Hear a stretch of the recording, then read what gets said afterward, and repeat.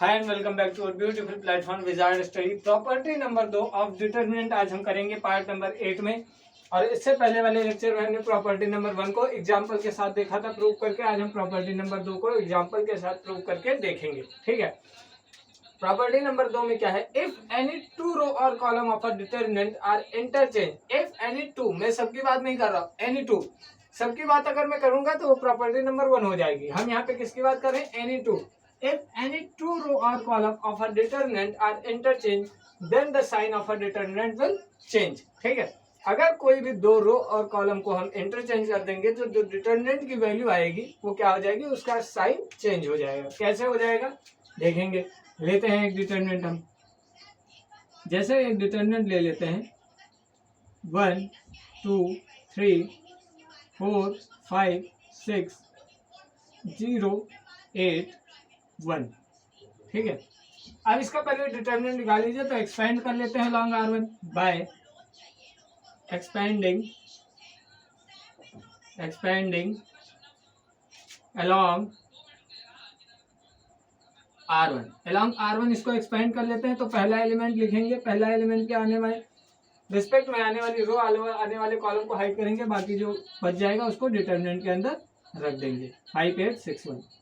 ऐसे ही sign convention बताया था, plus minus minus minus plus minus plus plus plus minus plus. ठीक है, सेकेंड में -2, इसके रिस्पेक्ट में आने वाला कॉलम आने वाली रो को हाइड करेंगे, जो बचेगा उसको लिख देंगे 4 0 6 1 हो जाएगा। ठीक है, फिर +3, इसके रिस्पेक्ट में आने वाली रो आने वाले कॉलम को हाइड करेंगे, क्या बचेगा 4 0 5 और 8। ठीक है, इसको सॉल्व कर लेते हैं। कैसे करना है, क्रॉस मल्टीप्लाई, बीच में साइन माइनस का। तो 5 1 जा 5 और 8 6 जा 48। ठीक है, 1 से मल्टीप्लाई करेंगे तो 1 ही आएगा। 2 4 1 जा 4 6 इंटू 0 0 हो जाएगा। तो 4 1 जा 4 +3 8 4 जा 32। ठीक है, चलिए सॉल्व करिए। तो क्या हो जाएगा, 5 - 48 करेंगे तो 43 हो जाएगा माइनस का। ठीक है, और ये क्या है, माइनस का 8, 2 इंटू 4 करेंगे तो माइनस का 8 आ जाएगा। और 32 इंटू 3 करेंगे तो 3 2 जा 6 3 3 जा 9, यानी कि 96 प्लस का हो जाएगा। अब इसको जरा सॉल्व करते हैं। तो ये क्या हो जाएगा, आपका 43 - 8 करेंगे, दोनों ऐड हो जाएंगे तो ये 51 बन जाएगा। ठीक है, 51 में 96 - 51 करेंगे तो 5 और 4 यानी कि 45। कितना बचेगा, प्लस का 45। कितना आ रहा है, पॉजिटिव का 45। यानी कि ये अगर पॉजिटिव का 45 आ रहा है तो अगर हम दो रो और कॉलम को इंटरचेंज करेंगे तो क्या आएगा, -45 आएगा। ये बताने की कोशिश कर रहा है। तो जरा देखते हैं क्या -45 आएगा। अगर आएगा तो प्रॉपर्टी हमारी प्रूव हो जाएगी। ये कितना है, पॉजिटिव का 45।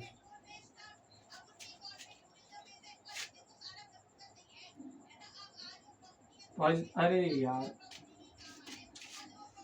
क्या डिटरमिनेंट था, 1 2 3 4 5 6 0 8 और क्या था,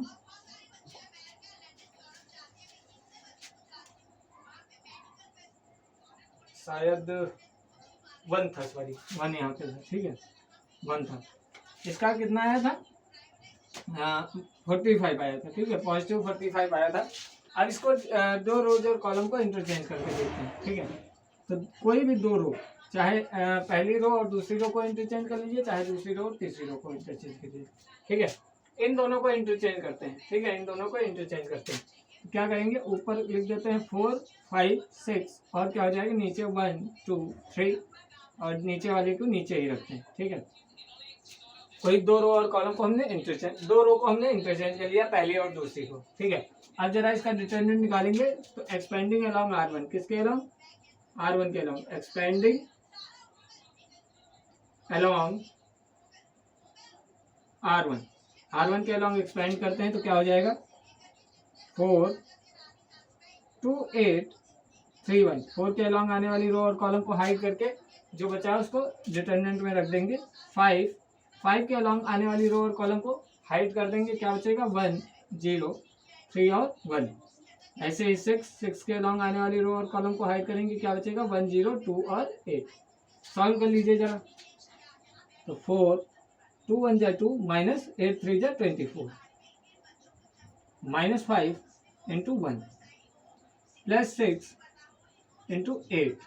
ठीक है, सॉल्व करते हैं तो क्या हो जाएगा, ये 22 48। ठीक है, -5 यहाँ पे ये सही किया था हमने, 1 ही था यहाँ पे।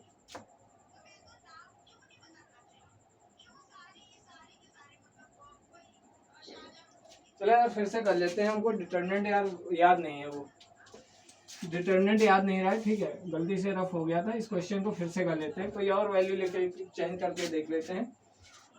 ठीक है, सब प्रॉब्लम नहीं होनी चाहिए किसी को भी।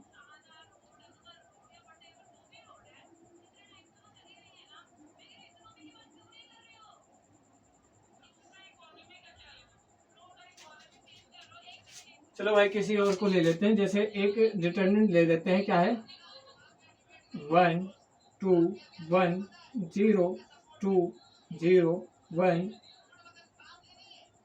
1 5 1। ठीक है, अब इसका जब निकालेंगे तो क्या हो जाएगा, 1 एक्सपेंडिंग अलॉन्ग R1 कर रहे हैं। ठीक है, 1 के रिस्पेक्ट में आने वाली रो और कॉलम को हाइड करेंगे, जो बचेगा उसको लिख लीजिए।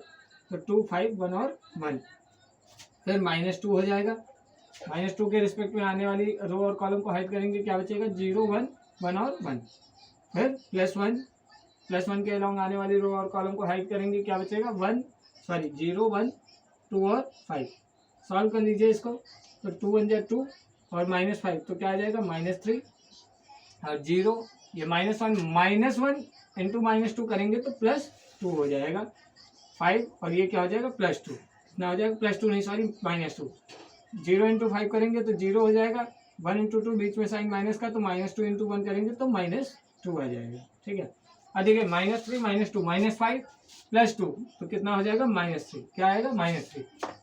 अब क्या करते हैं, दो रो और कॉलम को इंटरचेंज करते हैं, तो पहली और दूसरी को इंटरचेंज कर लेते हैं। ठीक है, तो क्या कर लेते हैं 0 2 1, दूसरी रो को पहली रो बना देते हैं, पहली रो को दूसरी रो बना देते हैं। ठीक है, और 1 5 1 ऐसे रख देते हैं। तो इसको सॉल्व करेंगे, एक्सपेंडिंग अलॉन्ग R1 करेंगे, तो पहला तो 0 से जब एक्सपेंड करेंगे तो 0 ही हो जाएगा, कोई प्रॉब्लम ही नहीं है।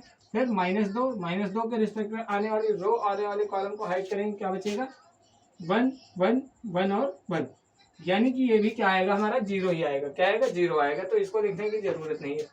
क्या बचा +1, तो 1 के रिस्पेक्ट में आने वाली रो और कॉलम को हाइड कर देंगे, क्या बचेगा 5 -2 1 1 2 और 5।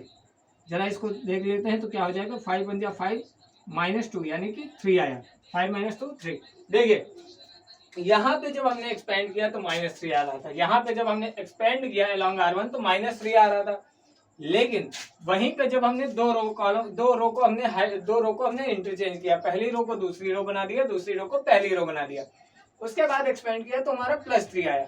यानी कि जो हमारी प्रॉपर्टी थी वो प्रूव होती है। क्या प्रॉपर्टी बोल रही थी, इफ एनी टू रो और column of a determinant are interchange then the sign of determinant will change. हमने क्या किया, दो रोज को इंटरचेंज किया और हमारा साइन भी चेंज हो गया। पता चल गया होगा प्रॉपर्टी नंबर 2 कैसे प्रूव भी हो गया है। ठीक है, कोई प्रॉब्लम हो तो बताइएगा। और हाँ, अब जितना हम आगे बढ़ते जाएंगे उतना मैं डायरेक्ट करने की कोशिश करूंगा, क्योंकि आपकी भी हैबिट बननी चाहिए, थोड़ा एग्जाम में बैठेंगे तो वो हैबिट बननी चाहिए, एक एक चीजों को ध्यान नहीं देना है। ठीक है, कोशिश करना है कि माइंड में सॉल्व करिए, ये नहीं कि इसको सॉल्व करने के लिए थोड़ा ब्रैकेट में लिखा, नहीं, माइंड में सॉल्व करके डायरेक्ट आंसर लिखिए। ठीक है, मिलते हैं अगले लेक्चर में प्रॉपर्टी नंबर 3 के साथ, पार्ट नंबर 9 के साथ। धन्यवाद, सब्सक्राइब करते रहें, सपोर्ट करते रहें।